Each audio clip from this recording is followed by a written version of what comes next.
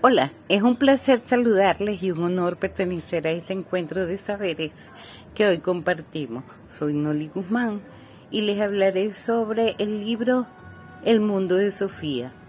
Es una obra escrita en 1991 por Joyce Gardner, que cuenta con los personajes de Sofía Asmussen, Albert Snack, Hilde Moller Snack, Alberto Snow y la madre de Sofía.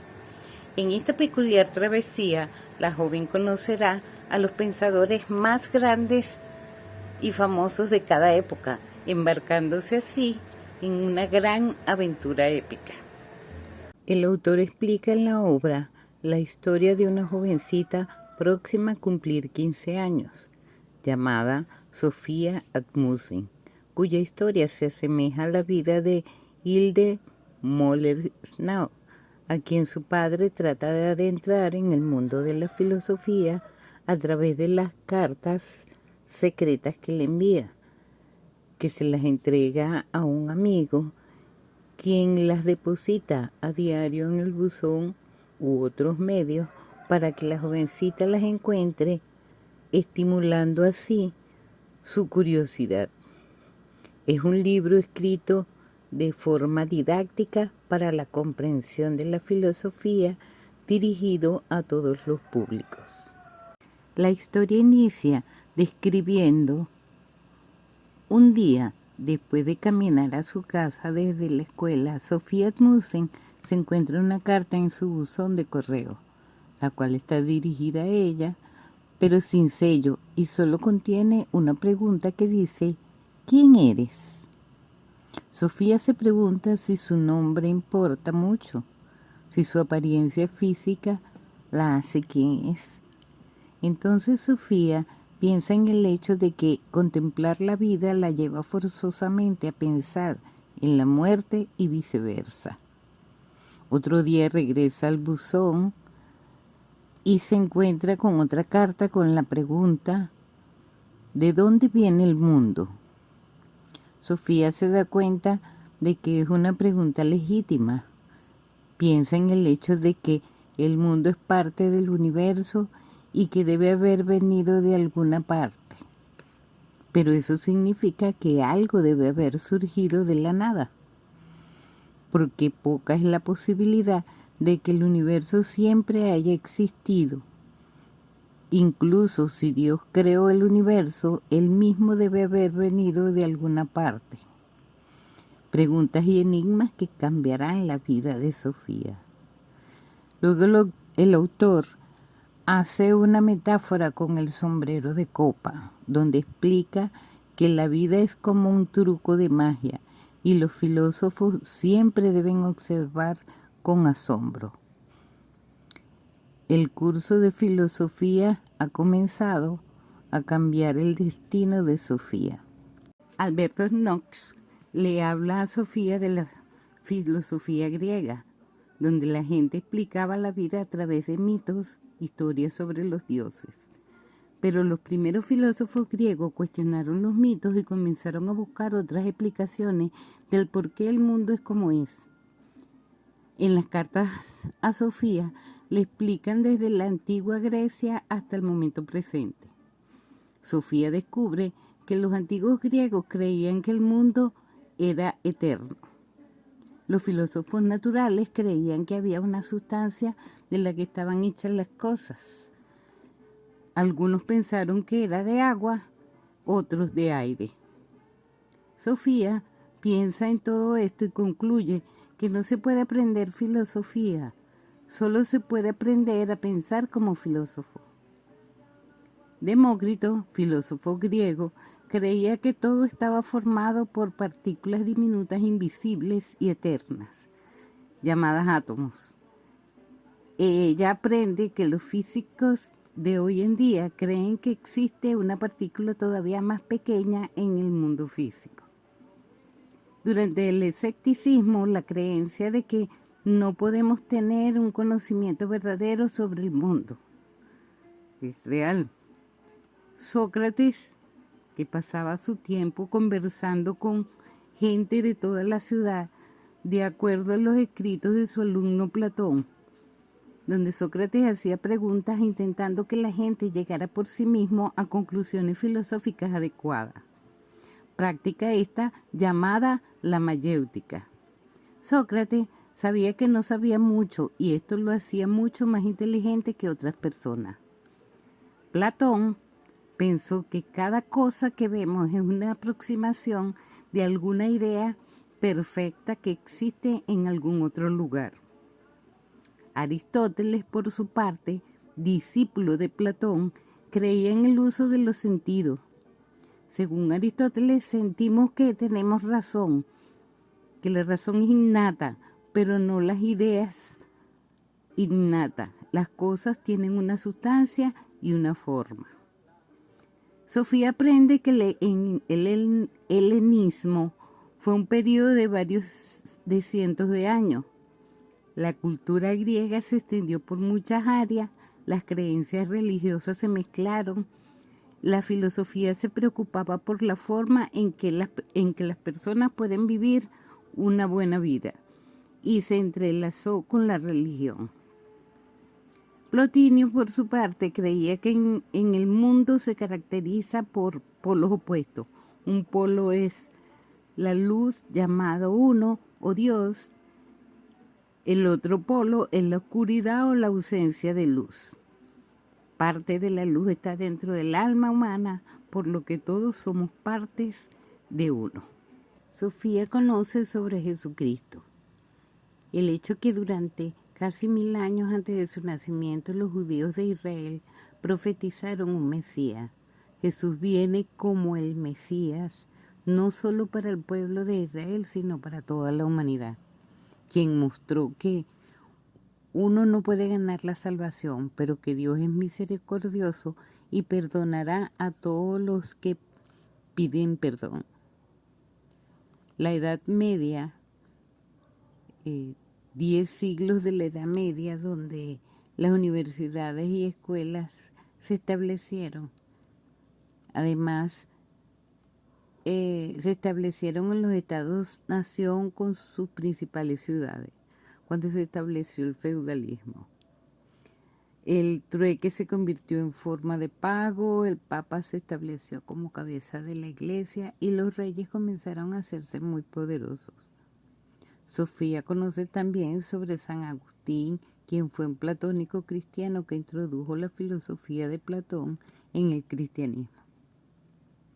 Y Santo Tomás de Aquino introdujo a Aristóteles en la religión. También se habla de una de las filosofías de ese momento llamada Hildegarda, que muestra una visión del lado femenino de Dios. Luego, el Renacimiento fue una época caracterizada por la fe en la humanidad, con un enfoque en el individuo. Toda la vida natural floreció y Roma fue construida. La gente sintió que Dios estaba presente en toda la naturaleza. La idea de un método empírico nació en el Renacimiento y dio como resultado un énfasis en la investigación y la experimentación. Entonces se volvió importante y condujo a la innovación científica hasta el día de hoy. Copérnico, Kepler y Galileo allanaron el camino para la descripción completa de Newton del universo físico, y la misma ley de gravedad se aplicaba en todo el universo. La relación de la gente con Dios se volvió más personal. Sofía conoce sobre el periodo del barroco. La gente creía en la vida, era como un teatro. La filosofía se caracterizó por el conflicto entre el idealismo, la creencia de que la existencia es espiritual, y el materialismo, de que solamente existían los fenómenos materiales. Posteriormente, Descartes dudó de muchas obras filosóficas a lo largo de la Edad Media. Su preocupación era el conocimiento cierto. Luego se dio cuenta de que el hecho de dudar significaba que debía estar pensando. Desde allí decidió que la existencia de Dios también es cierta y pasó a definir el mundo en términos de pensamiento y materia. El objetivo era hacer que la mente opere únicamente de acuerdo con la razón. Por otro lado, Spinoza, influenciado por Descartes, fue el primero en criticar a la Biblia. Fue perseguido y su propia familia lo abandonó. Él veía el mundo como parte de Dios y creyó que el método geométrico y lógico era suficiente para hallar evidencias concretas y claras. En cuanto a los empiristas, sentían que todo en nuestra mente proviene de nuestra experiencia a través de los sentidos. Fueron críticos de los racionalistas, de lo que Berkeley y Hume son los mayores exponentes de qué comprender, de dónde provienen nuestras ideas y cuán confiables son nuestros sentidos. Hume creía que la percepción se componía de impresiones e ideas. Las impresiones son la forma en que se experimentaron el mundo y las ideas son lo que recordamos de nuestras impresiones. Berkeley, más que los otros empiristas, sintió que todos nuestros sentimientos e ideas pueden provenir de nuestras almas. Creía que existimos solo en la mente de Dios. Los pensadores franceses tenían una fe tremenda en la razón. Querían que las masas aprendieran y se iluminaran. Creían que esto traería grandes avances para la humanidad, por lo que sentían que las personas tenían derechos naturales fundamentales y lucharon para que se prepararan esos derechos. Posteriormente, Kant trabajó desde la perspectiva de los empiristas y los racionalistas. Creía que ciertos factores de nuestra mente influyen en nuestras experiencias del mundo, que todo ocurre en el tiempo y en el espacio. Y estas son características innatas de la mente humana, por lo que sintió que la ley de causalidad también formaba parte de la mente humana. Luego, en el romanticismo, caracterizado por el culto al individuo y la libertad, los románticos veían la naturaleza como un espíritu mundial y esa era la opinión de Friedrich Schelling, el filósofo más grande de la época del romanticismo universal. Luego vino el romanticismo nacional, que se preocupaba por la historia, el idioma y la cultura de la gente. Los cuentos de hadas, las canciones populares se volvieron importantes y los escritores escribían sin saber todo lo que escribieron. Hegel, por su parte, durante el helenismo, creía que el espíritu mundial era solo la suma de interacciones humanas, que la verdad era subjetiva y que la razón humana cambiaba cada generación. Kierkegaard decía, todo es uno. Explica que cada objeto parece un mundo en sí mismo, por tanto, es individualismo. Ambos puntos de vista son acertados. Kierkegaard sintió que para Hegel y los románticos se habían alejado de la responsabilidad de una persona por su propia vida, que cada persona solo podía intentar discernir lo que es cierto para sí misma. Por otro lado, Marx fue un materialista histórico que quería que la filosofía fuera práctica. Él creía que las fuerzas económicas provocaban cambios en la sociedad. Definió la sociedad en términos de bases materiales y una superestructura. Las bases sostienen la superestructura de la cultura, pero hay una interacción entre los dos. Posterior a ello, Darwin era de tendencia naturalista. Su idea era que todas las plantas y animales habían evolucionado a partir de formas anteriores y que este proceso se produce a través de la selección natural. El existencialismo en nuestra época se centra en Sartre, quien creía que debido a que las personas son conscientes de su existencia, su ser es por lo tanto diferente al de las cosas. Sartre pensó que no existe una naturaleza humana general, sino que debemos crear la nuestra. Nos guste o no, debemos asumir la responsabilidad completa de nuestras acciones y encontrar nuestro propio significado en la vida mediante el uso de nuestra conciencia. Sofía también conoce sobre la teoría del Big Bang, donde entendemos que todos somos parte de un mismo todo.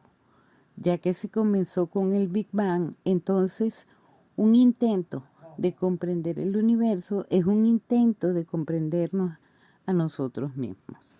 En conclusión, es un libro interesante donde podemos mostrar una síntesis de los filósofos y movimientos filosóficos más importantes de la historia. Gracias por su atención y hasta pronto.